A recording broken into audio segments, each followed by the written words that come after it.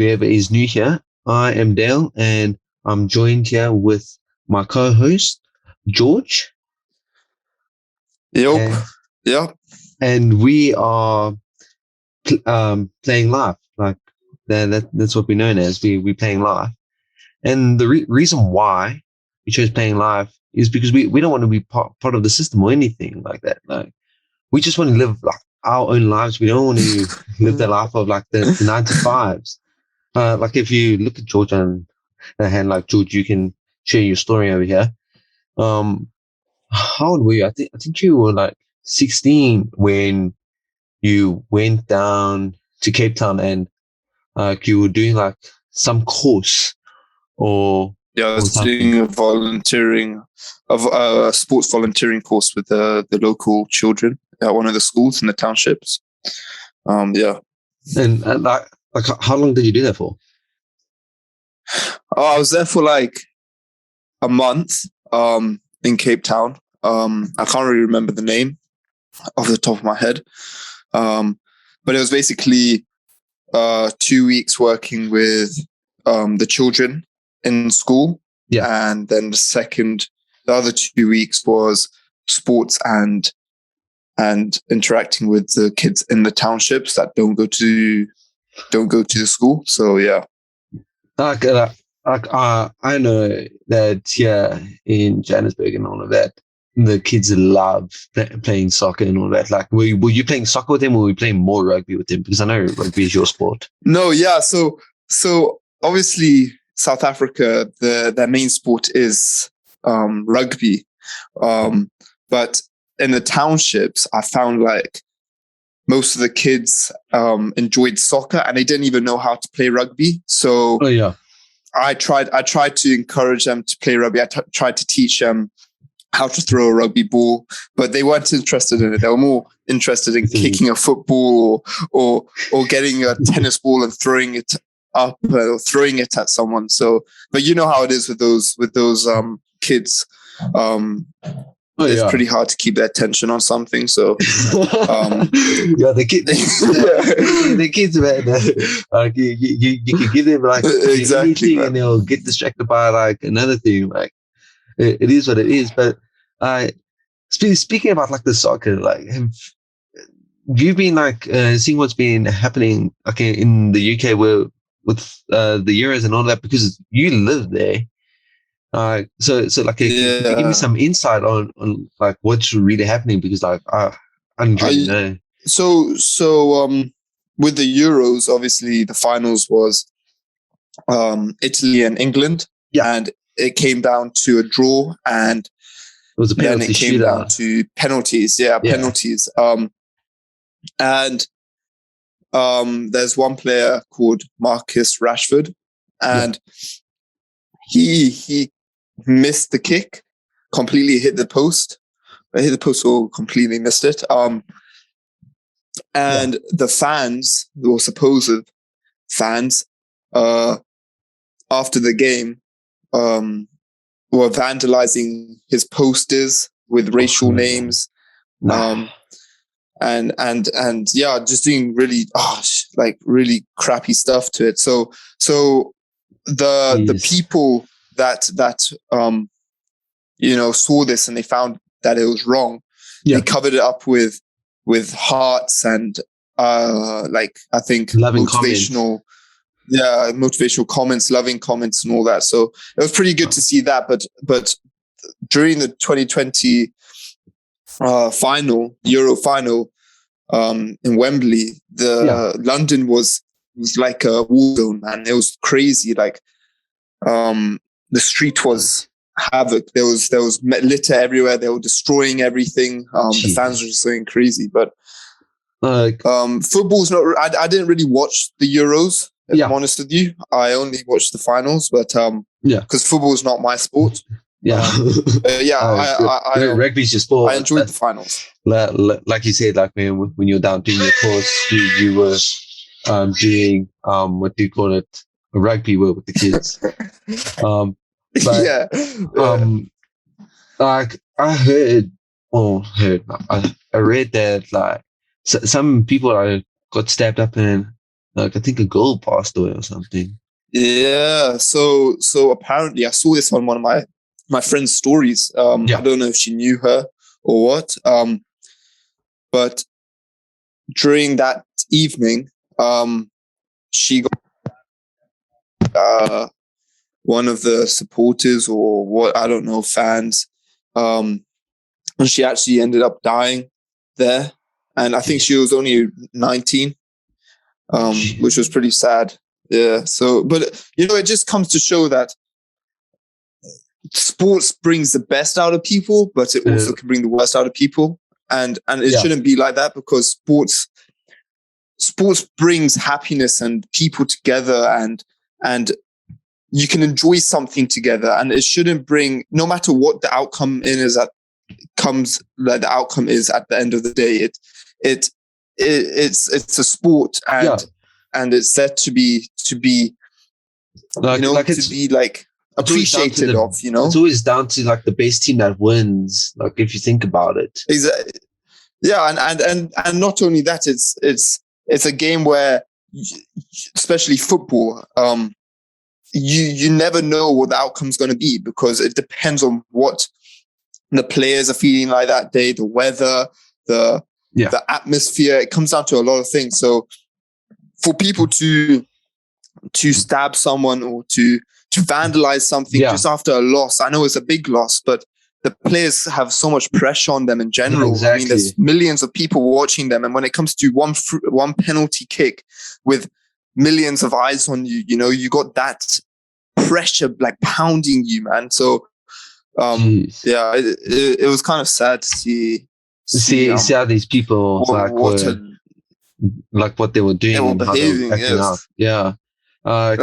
Obviously, it's good to be passionate about your sport and all that. Obviously, I'm very passionate about sports, but I'll never go shank someone up because of it. So, like this isn't Gotham City over here. Like you can't just go out there and just like go stab someone up. Like no, we don't have Batman to come save the day.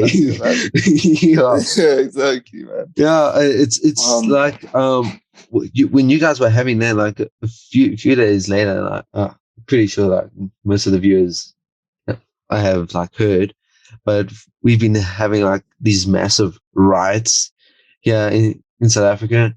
Like it's just been a really, really like heavy week and tough week for especially the people that were affected, but for the country as a whole. I've never seen a country like go like so dark in one day. In the morning, I woke up to like the notifications. I'm saying like, no, these people have gone on, they're burning down buildings and destroying buildings and so on and so forth. And then my mom came back and told me like at lunchtime that more buildings in Joburg have been like taken and burnt down. And I was mind blown because like it was happening like in Durban, but I thought it was just gonna like stay there for like, at least like a day or two before it reached here. And next thing I know, boom, like places just down the road from my house were like getting attacked. And like it's I know that's crazy, man. Because I was gonna ask you about what the cause. Obviously, I do know, but you know a lot better because you're South African.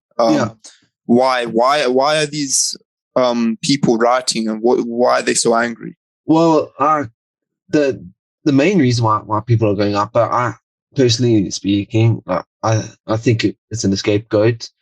So our ex-president, I don't know if I should or shouldn't mention this so-called person's name. But anyway,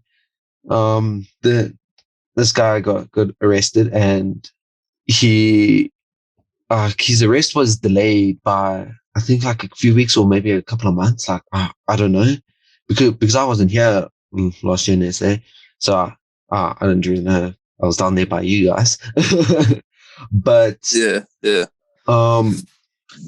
as soon as he went in, like the riots just started popping off, and people were just saying, "Nah, we're rioting because they locked so and so up." But they did lock this other person up, and I'm just busy listening to this. I'm like, so why is that a form to write and all of that? Like, nah, that's kind of dumb to just go out there like you're burning down and destroying like, your friends or family's business, and yet you want to come out and say to like the world and all of that stuff like, nah, we deserve like all these jobs and all of that, and we don't have any jobs or businesses. Meanwhile, the people that make it out and make a name for themselves, you've gone and destroyed that entire thing, and now they back to square They're one. suffering, man. Yeah, exactly. And it's just like mind blowing. Like many years ago, I wasn't even around for this, or maybe I was. Maybe I was like one or two. I don't know. I can't remember those days. But when they had like Save the World, or was like Save Africa or something, and like we had the whole Bono thing and all of that stuff. And now, like people are going to be looking at what's been happening now. And they're going to be like, geez, like so many years ago, we were actually like supplying these people and all of them. We felt bad. And now see what they're doing to like their businesses and all that stuff. Like this isn't like protesting or anything. This is terrorism. Geez, like I went terrorism. It is. Yeah. No, but it is. I can, because they're destroying South African property, and not only that, they're killing people for it. Just to basically make a statement. If I don't even know if it's making a statement, it's just being stupid in our eyes. But I heard yesterday, because I was speaking to your brother, and he was saying that a lot of together as well to help stop this. Yeah. So what's been happening? People can go onto Facebook and search up this group and even give it a follow. And I think they might have like a donation tab there or something. I'm not part of the group yet. I do know my mom is, but my mom is really heavily involved in lots of the community groups. But it's called Rebuild South Africa. So you can go see what they've done on there. So the entire community, even people that aren't from South Africa, are joining us and helping us like fix things. So we have the people that come from Zim that are living here. And they're like, even though I'm not South African, I'm here, I'm living here, and I'm getting paid here. So what can I do to help? And you see how all like the communities come together. Like we like not segregated and all that. Like I know we've had this whole like massive, I guess you could say like race war or something. I don't really want to get into it because like it's just everybody's own personal ideas and so on and so forth. But you're talking about apartheid.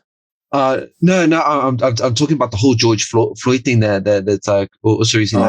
Yes, apartheid. I thought you were just talking about South Africa. Apartheid is a massive thing that is still like a little bit of a downer topic, because we've come so far from then, but yet people that were involved still throw it across and use it as a weapon, man.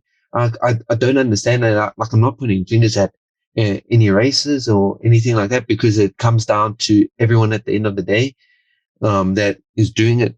But like it's really amazing to see like how the taxis and the I guess you could say like the so-called farmers and all of that. Like I don't think it's just the farmers and all that. I think it's most drivers, but most people get irritated by these taxi drivers because they just come out of nowhere and they just like force their way into a lane and they don't care for any rules of the road like at all. But they were like surrounding shopping centers to stop these people from going in and destroying stuff. And then like we also had like the farmers and normal citizens out there were stopping this stuff, cleaning up. Like we had like the military called in, but we didn't really hear much about it. Like all we were hearing is that the citizens were arming up and they were defending on their area that they stayed in. You can go onto any social media site and you will see like even in Durban when this thing like kicked off, these people were standing down there. There was a guy playing bagpipes. All the cars around there, people were armed and ready to fight. They're like, we're not going to let these people destroy our community, and it's really amazing to see how so many different cultures, like even cultures that aren't even from South Africa, that are from all over the world, came together to stop these criminals. It's just really amazing to see it. And all of that stuff. Like we weren't even thinking about COVID and all of that. Like we were just thinking like there's a bigger issue at this moment in time, and we got to stop it. And the community came together and have like kind of stopped it. Like I can't be like too sure on it, because but you guys are prepared for whatever's to come next. So I think that's the important part right now, is that you guys are ready. And whatever does happen, you guys are prepared for it now. So it's kind of, I get what you mean. It's kind of like a salty situation, because race, when you bring race into anything, it's quite scary, because you don't want people to take judgment off it. But South Africa in general has been through so much. I'm not talking about race, but in general, they've been through so much. And I just wanted to quickly talk about 2019 and how obviously you were in South Africa during the Rugby World Cup and the final. And I just wanted to obviously I was in Zim at this point, and I was in the middle of the bush, and I found I remember we went to this. We were in the middle of Wangi National Park in Zimbabwe, and she's lovely place. And there was no Wi-Fi, there was nothing. And I remember asking my guy Dan, who was my teacher, we have to watch this rugby game. And like I can't miss it, because I know my cousins, my brothers, my dad, everyone's watching it. Yeah, exactly. Everyone's watching it, so I need to watch it. And we got this small TV on the wall working, but the signal kept cutting out. So every time, like Chesney got the ball and he scored the final try for, I don't know if it was the final try, but he scored the try for South Africa. We missed it. Yeah, so it kind of sucked for me, but I just want to get like how that day was for you and for all the South Africans out there, because I know that brought everyone together, didn't it? Yeah, that was actually a really amazing day. So, Cameron, my brother, he lives in Pretoria. He studies there at Tuks, and he was messaging me like a few days before, and he said to me, do I want to go down to Pretoria and watch the rugby with him and his mates at Loftus Park, right next to Loftus Stadium? And I was like, yeah, sure. Like, I'm keen. So I wake up in the morning around about 5 o'clock, and like, I head down to the Gautrain station, got there around about 6. And I'm like, just listening to the radio and all that to see like, is there any insight on the rugby? Has like anything begun? And like, I'm just like, telling myself like, what's going to happen like if we win or if we lose? And I'm like kind of stressing, but I'm also excited. And I get to the Hatfield station in Pretoria, and my brother and his roommate came and picked me up. So I climb in the car. I was driving through Hatfield, and it was like fairly quiet there. There was some shops that were open, but we started blasting Shosholoza, and you know how that song is here in South Africa. And we just see like hordes of these people just come out of their shops, and they're busy dancing. They're singing Shosholoza. Everyone's singing. And we just like, instead of driving 60, we were driving like 20 kilometers on the road and just vibing with all of these guys. And then we Wow, that got must mean something, man. we got to the game, where the game was being shown on the TV, TV projector, to be exact. And there were about like 10 or 12,000 people in like this small, confined, open space of grass. And they were selling beers and all that. And just bear in mind, like the day before, it was pouring with rain. So everyone's like sitting in mud and nobody cares. We all there as a nation, and we're busy watching this game. People are buying beers for anyone and everyone there.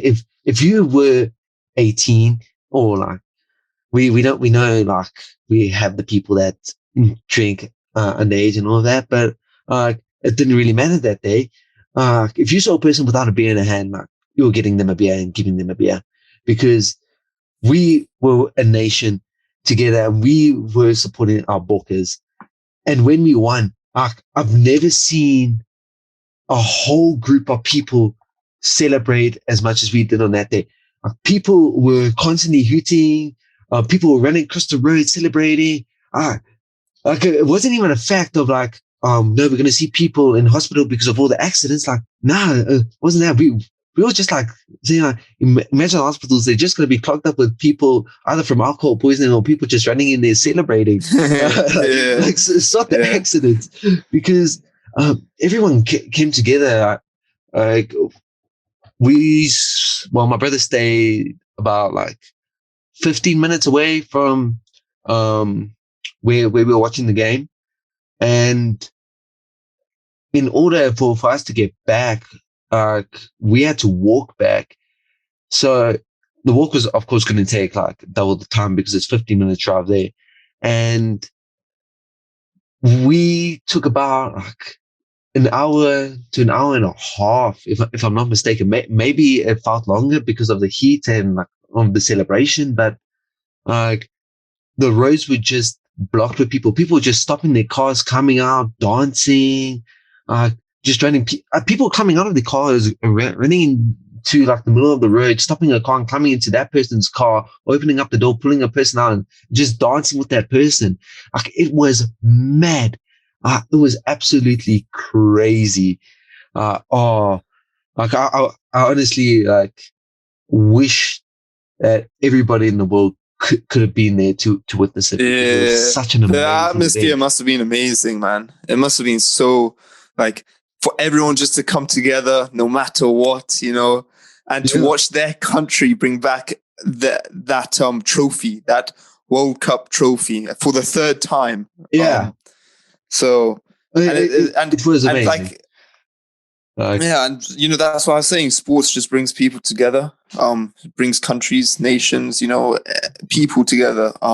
Yeah, like, but I wanted to in Japan. Like, did you see the people singing the South African anthem? Yeah, man. The Japanese were even going for. I mean, during the Olympics, yeah, you would see the Japanese supporters coming to like an Australian England match, and most of them would be wearing an English or Australian shirt. You're like, wow, man, these guys just love the sport, which was so cool to see, man. I would say, I mean, I haven't watched too many World Cups because they're every 4 years, but I would say the Japan Rugby World Cup was my favorite one so far. Oh yeah, well, for me, that's the one that just like hits home. I mean, you guys won it, so yeah, you guys won it, yeah. Yeah, there was a show that was released, and it was about the whole backstory about the World Cup and what went into it. And it's called Chasing the Sun, if I'm not mistaken. And you just see how Japan hosted it and how like loving and caring they were towards the countries that they were versing, and the countries that they were hosting.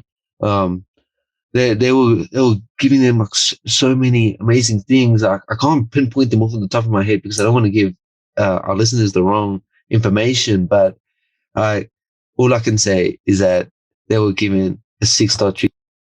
So for whoever is listening and watching, or however you want to view this, it's going to be uploaded onto a couple of social media apps. The links are going to be in the bio or description. So if you guys want to hit us up with a follow, like, and turn on notifications, that will be great. And if you want to share it, that will even be more amazing. But if you guys want to like join our podcast, or just like ask us questions in general about ourselves, then just go ahead. Like we really open about ourselves. Like I know you guys don't really know, so you can ask us anything, man. No matter what it is, we will give our. The thing with me and Dale is we will give our honest opinions on anything. So just go ahead and ask us whatever you want to ask us any questions. But like we just gonna give you a brief description on each of us. So George and I are both cousins. We are part of a massive family. Like my dad has 6 siblings and all that, and my mom has 5. But George is from my dad's side of the family. He's my dad's brother's son. So George and I have known each other for our entire lives, but we've properly met up because George used to live in the UK when you were really small, if I'm not mistaken. Am I right? And then you came down. Yeah. So basically, Kenya. Yeah. So I lived in. I was born here just to get my British passport. Yeah. And then sneaky. My parents were living. Yeah, my parents were living in Zambia at the time because they lived there for most of their life. They lived in Zambia most of their life. Because my dad and mum are farmers. Yeah. So then I went back to Zambia for 3 years. Obviously, I have a twin brother, so me and my twin brother, Liam, went back. Liam went back for 3 years. Then we came over here. I was around 3, 4. And we were here only for 2 years. No, was it? I think it was 3. I think it was 3 years. And then after that, we moved to Kenya, and we were in Kenya for 8 or 9 years. 8 years, because then I moved over to South Africa and met Dale when I was met Dale when I was 14. 13, 14. Yeah, I was in grade 13, 14. Yeah. Yeah, I just finished grade 7. So yeah. Yeah, I remember before like all of this all happened, your mom and your other brother Tim, they came over like I think it was like a few months or a year before that, and we're looking at like schools and all of that stuff. And then next thing we know, like time just flew by, and you guys came, and then if I'm not mistaken, please correct me on this, George, but I walked out either topless or wearing a vest. Am I correct? Yes, I think you're wearing a SpongeBob vest, if I remember. Oh, yes. Something like that. I remember thinking to myself, who the flying fish is this? Who the flying fish was this guy, you know? This is not a paid promotion, just so you guys know. So I remember walking, I think you helped bring our bags out, and then I remember walking into your room and you were just watching a YouTube video on your bed. I was like, what are you watching, man? And you were showing me, I don't even know who you're watching. But yeah, that was like the first time we properly met, and we all just instantly clicked. Like I remember that first night I was busy jamming like some game on my tablet, and then you guys wanted to play it, so we all downloaded, and we were all playing it together. Oh yeah, it was that shark game, man. What was it? Hungry Shark. Yeah. Oh my word, jeez, your memory's on par today, hey George? But all right. I remember the following day we went down to I think we went down to Jersey X that day or something, and we had like this well, what was it? It was a jumping castle, like it was kind of a jumping castle type place. And then we went down to no, we didn't do that. We actually went to Four Ways. We played putt putt, and we because the time we went to the jumping, we went to those. I don't know what they were called, like that water park place. Yeah, we were but that was before we.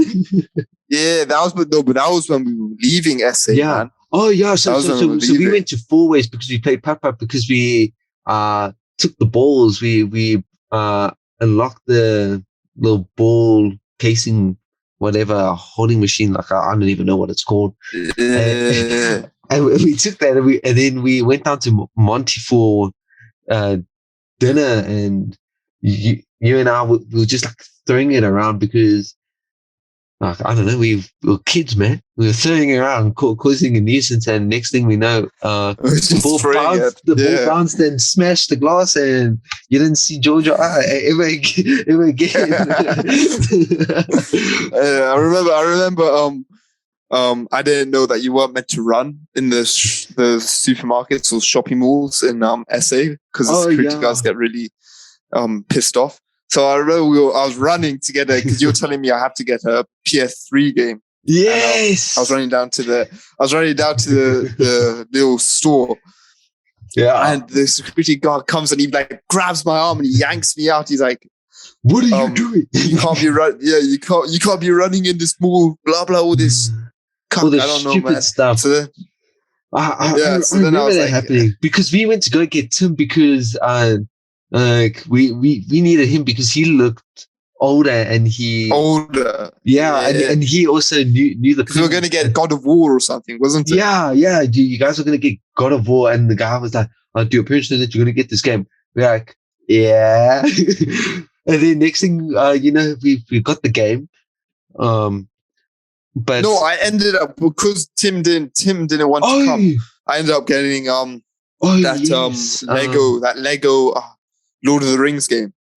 Oh yes, the time that we got like an age restriction game was when it was the time when you went here. It was Tim was here, and my parents said to me, "Now you can get Assassin's Creed," and I'm like, "Oh, it's the same age restriction as GTA." So I said to Tim, "Can you come with me into the store because you look fairly old?"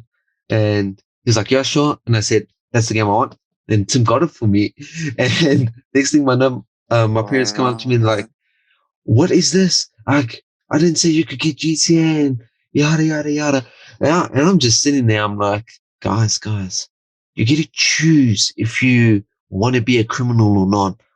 It's fine. I'm just trying to level the playing field over here. It was my favorite game at the time. But I remember that because they're really strict here when it comes to running the malls because like if a security guard sees you running in the mall, like either they think one, it's an emergency, or two, that you've stolen something. No, I know, man. Like I swear, every time me and you go out in public, something happens. Do you remember that time where we cycled into town? It was over here in the UK, and then there was that lady with her kid in the pram, and then she crosses the road, and then all I hear is like, what did the guy say? The guy said you something. He said you're a slag or something along those lines. Yeah, but he was swearing like badly. Yeah, he was swearing quite a bit. And this was like a teenage mom, but well, like she was actually like around about 20, 21. But yeah, she was pretty good looking, eh? Oh yeah, she was really fit. No, I'm not gonna lie. Like even in that like horrible matter for her, like we were like, geez, this chick is hot. Like, we still gonna help her, but like, hey, yo, she's fresh, man. Yeah. No, I remember asking her like, yo, what's up there? Why is he doing that? He was like, because I asked him to stop swearing. Yeah, when I was queuing in line because I had a child. What a clown! Not cool. This guy was a clown, and to go out of his way just to find her in the parking lot, just to go and scream and shout at her in front of everyone. Like, we don't like it. First of all, when anyone gets disrespected, we don't like it when anyone gets bullied. But like, especially when a guy as old as that, you think in your head like, oh no, he's gonna be respectful and all that. But to go out of his way and just belittle this lady, like, was actually like revolting. Yeah, But that was not cool, man. like I actually felt bad for her because she was there by herself, and when we were speaking to her, like it seemed like she was the only one raising that baby. Like Yeah, you probably find that she was. I mean, I don't really know, but yeah, like imagine like living that life. Like in general, most people suffer with the pressures of life because the depression rate has doubled. First of all, since this lockdown thing has happened, and no, yeah, and also like yeah. society in general has just like I guess you could say um they haven't really had something bad. Like there was always war before like our so-called generation, so we always had our Yeah, parents like this that were like generation hasn't 50. ever, yeah, our They generation hasn't ever dealt haven't with had something like anything. this. So it's been pretty hard for, especially I feel like, especially for the youngsters, Yeah, because we're all pretty used to going out and doing something and keeping entertained. Well, most of yeah, us are, and to be stuck in a house is, it can yeah, really mess with your mental health. And like I found like being here, I've been pretty lucky because like, you know, we live on a farm and we were able to go out, swim, sure. go, Go I to don't know, go Sally. for bike rides, go to Sally. I mean, the podcast will probably know about Sally one day. So Yeah, well, we'll one keep day that as a one day we backstory. will give a little backstory about this mystery woman Sally. Yeah. Um, so yeah, like I think it was pretty tough for a lot of people. Oh yeah, like imagine like the older people and all that. Like I know in the UK because I was there when this whole thing went down. But I'm just thinking like all over the world. Just imagine how these older people felt first of all because one they're already like frail and all that, and now two, can imagine it's like they last like a couple of days and they get told no, you got to stay in your room, your family can't come see you and all that, and like Yeah. carrying it, and you just like you just feel bad for them, but then you also feel bad for everyone because like uh when it first like popped off, like nobody really knew who was targeting and all that, and then you heard all these claims come out like, oh no, it's just like the common flu, you'll get over it. And look at us, like a year and a half later, we still in lockdown, and these kids like here in South Africa, I don't know about the UK, but I'm pretty sure you'll tell me after this, but the kids here, well, like one day they'll be at school, the next day school's closed because they're cleaning everything.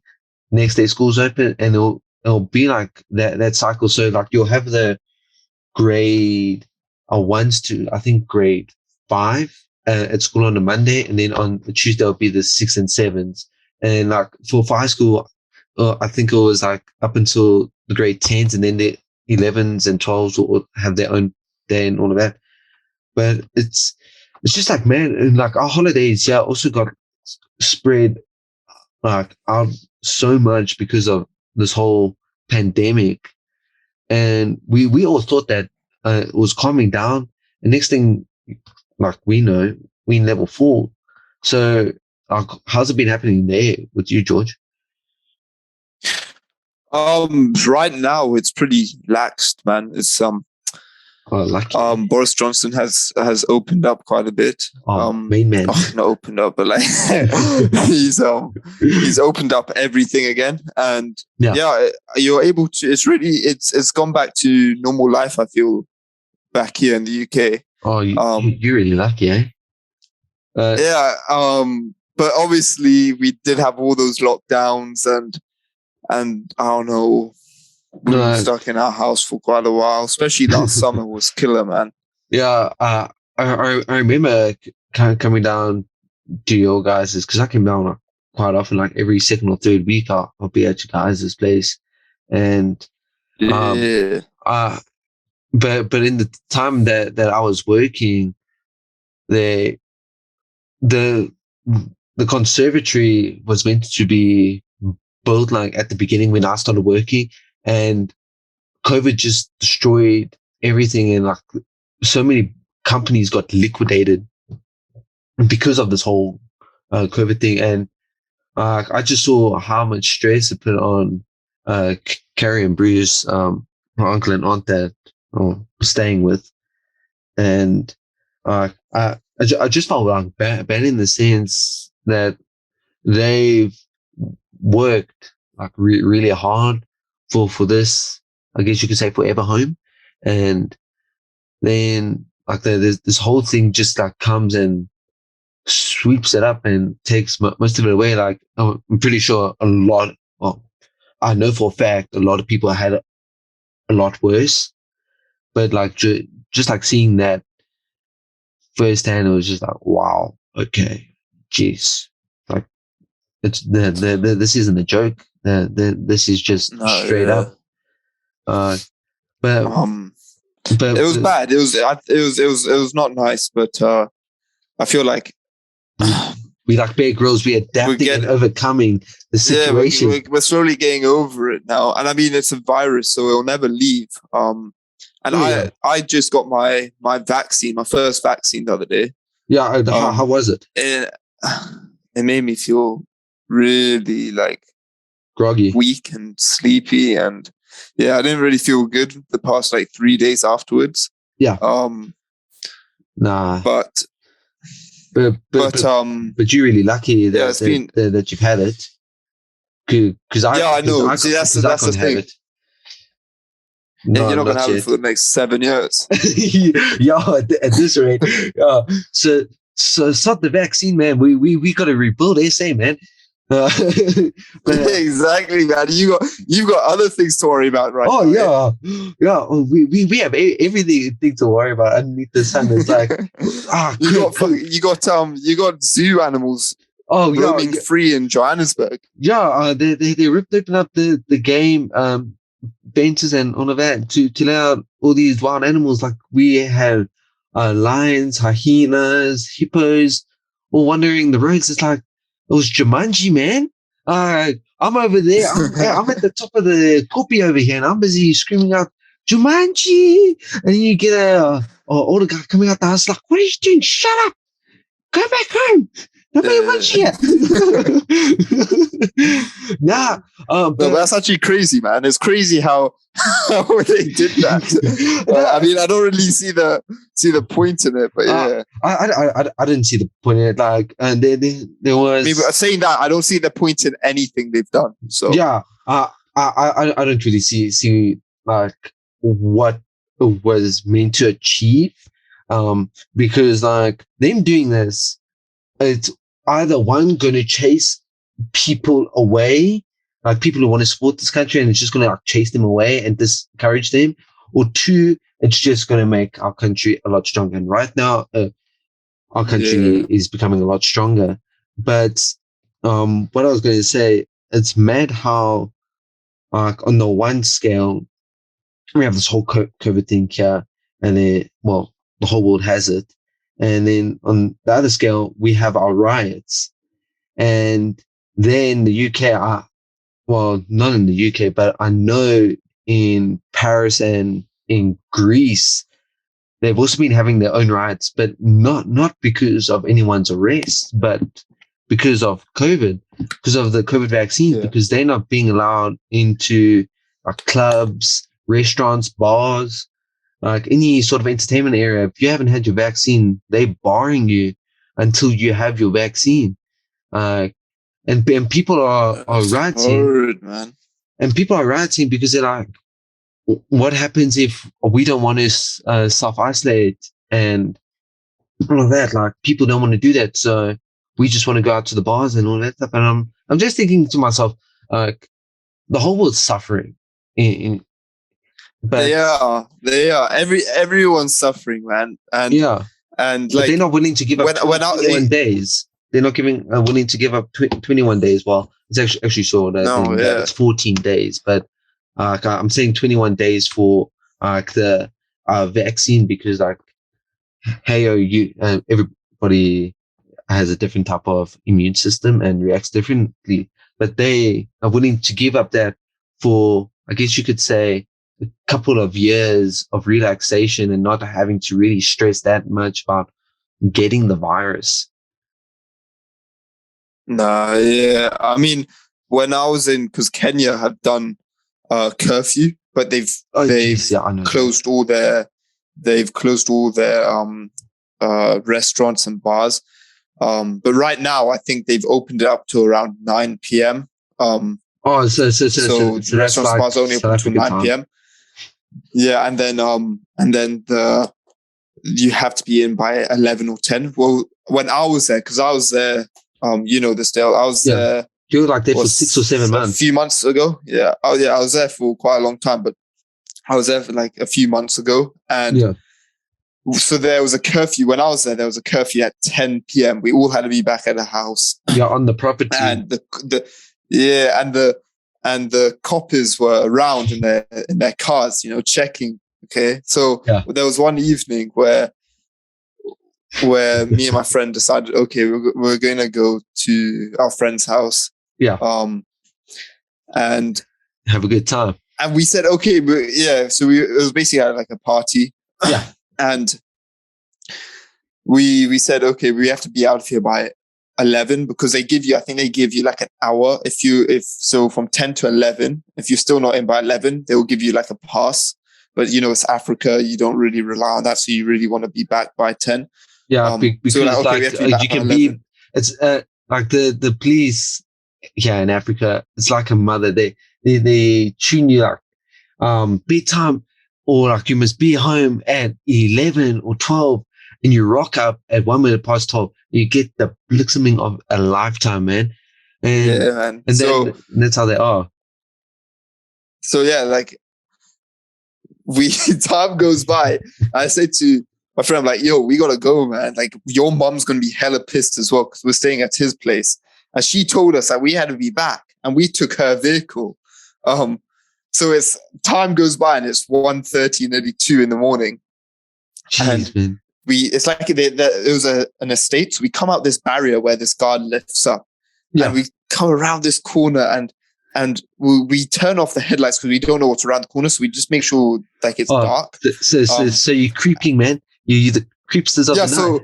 So what we did, I said to my friend, I was like, yo, I'll open the door and I'll go out and I'll just see if there's anything. I thought it was clear. There was nothing. I just saw a truck, right? I saw like a truck, but I didn't see what was behind it. So I say, come, it's all good.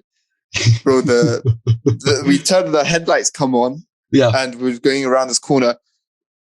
Boom. Behind the truck was this police car. And they turn on their blue lights. Turn on their blue lights. They see us. So we're like, shit, man, we gotta dip, man. We gotta go quickly. And then so they're like 60 meters away from us. So they're quite far. So 60 meters. And we were like this tiny angle, like we can hardly tell. So don't forget, so there's a barrier. So we have to go through the barrier. So my friend quickly turns the car. He smacks the back of the car into a pole. And it's not even his car. It's his mom's car. Jeez. I think it was his granny's car. Oh, that's even worse. Jeez. So then we go to the barrier and we're like to the guard. My friend's speaking Swahili, telling him, yo, we've got something. Swahili is the local language in Kenya. And we're like, yo, we've got something in at our friend's place. But he knew, man. He was like, yo, he knew the coppers were there. So he didn't want to let us go. So luckily, I don't know how, he opened up the thing after like a 2-minute discussion. Yeah. We go back into the estate and we like turn off the lights, we turn off everything. Because bro, white teenagers going to prison at that time of night in Kenya would be chai. I don't know what would happen. I don't really want to imagine what would happen. all that you'll be doing the entire time is staying in a little group and standing against the wall. I'm guessing. I don't know. I don't know. I don't even think that would help, man. Like, but I've never been to Kenya. Like, I'm really hoping to go down there. And you know, and then they were asked for a shit ton of money, which we wouldn't want to pay. So we turned off the lights. So we're sitting. I'm just, bro. You know me. When I'm in trouble, I laugh. Yeah. When I know something's happening, because you find humor. Me and my friend, I'm just laughing. Yeah, I'm just laughing. He's like, yo, don't laugh, man. It's not funny. So I'm like, this is too much. So then we phoned up our friend. So it was his girlfriend's place that they were having a party. And he phones up his girlfriend. He's like, yo, we're outside your house. Like, we can't go back because the cop is right around the corner. They're probably looking for us right now. Yeah. So she's like, what are you going to do? So we're like, yo, we're going to have sleep here. And at night in Kenya, it gets cold, man. It gets cold. I just had a top on and shorts. Oh, yeah. So I know you. She's like, do you want me to? Yeah, I always wear shorts. She's like, yo, do you want me to throw down a blanket and a bottle of wine? And Marco, my friend, he's like, nah, man, we don't need any of that. So I'm like, okay, cool. Let's try to get some sleep. Yeah. My guy, I found a jumper. So I had a jumper in the back and I was wearing it. And Marco was wearing a jumper. And throughout the night, I just hear Marco like shivering. Like, he's just shivering. So I'm like, yo, do you want my jumper? So I give him my jumper. And it's because I see the time, it's like 3:00 in the morning. So I'm like, yo, we're going to leave here at like 5 when the curfew, when you're allowed to leave. Yeah. So I was like, okay, I've got 2 more hours. Anyway, I give him my jumper. I was so cold. That must have been the longest 2 hours of your life. Hey, I tell you now, I was so cold, yeah. I just started laughing again, and we just started laughing because we were in so much discomfort in the car.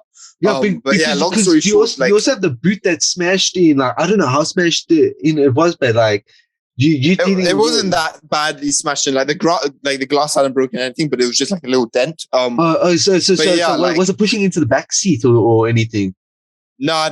So we were in the front. We were in the front. We slept in the front, man. I slept on one single like seat. I tried to put the thing as far back, and like my throat was hurting so much because I woke up because you know when you lie straight on your back and all like your your spit and your phlegm's just going down your throat, you know. Oh yeah. So I woke up and my throat's dry and I'm like freezing cold. I'm just like, yo, I should have asked for that bottle of wine and that blanket because it would have made me so much warmer. Yeah. But yeah, long story short, that's how it is in Kenya, and that was one of the situations that I went through during the So George, that was actually like a really, really funny story. I wish I could have been there, but I know I can't always be there for all the really amazing. Hey Dale, don't worry, man. Our stories hit on another level. Yeah, like, I'm sure everyone will get to hear about them one day. Well, next podcast we'll talk a bit about some of the situations we've been through. Yeah, so for all the listeners out there, we post every Monday, not Tuesday. Tuesday is gonna be the days that we're just gonna be using our own personal social media accounts. But you can catch us on Monday, Wednesdays, and Fridays. We're gonna be uploading our podcasts that morning for some of our viewers, and for some of our other viewers, it's gonna be afternoons and evenings. But if you really like our content that we're putting out there, please like, comment, share, subscribe, follow, turn notifications on, because it really, really mean a lot to us. And if you also like our stories, we have a lot more, and we're not only going to cover our stories. For our listeners, we're also going to have some of our listeners come on, and they're going to share their stories, and we're also going to bring up certain news topics and certain trending stories that are trending around the world.